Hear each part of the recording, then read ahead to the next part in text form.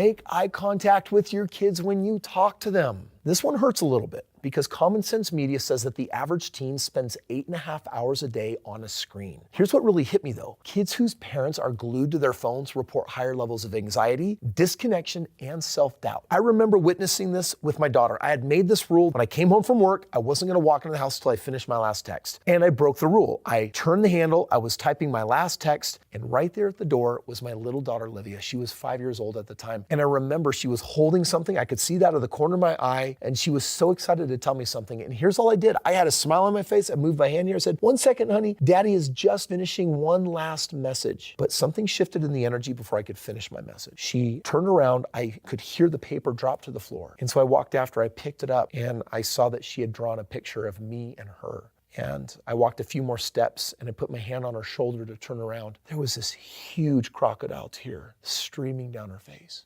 And I remember just saying, "Livia, I'm sorry. I'm fully present now. Can you tell me about the picture?" You see, here's the problem. What does a 5-year-old decide in that moment? Does she matter? Does dad care about her? Is she worth it? She could also decide something really crazy about herself, like daddy doesn't like girls, or, my curly hair makes me stupid.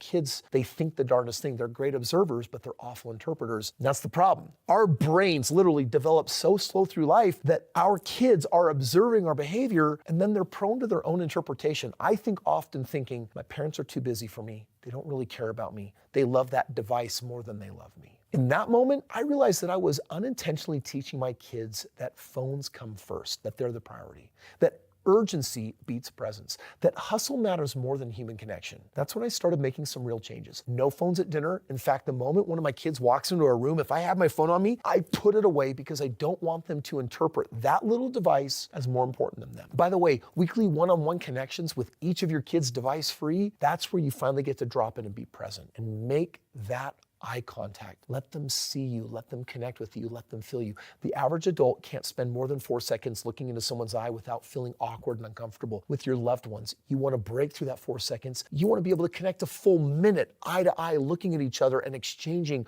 soul to soul information, because the eyes really are the window of the soul. Listen, your family doesn't need your status. They need your eyes. They need your ears. They need your heart. They need your presence. And that presence, it's literally the greatest wealth that you can give them.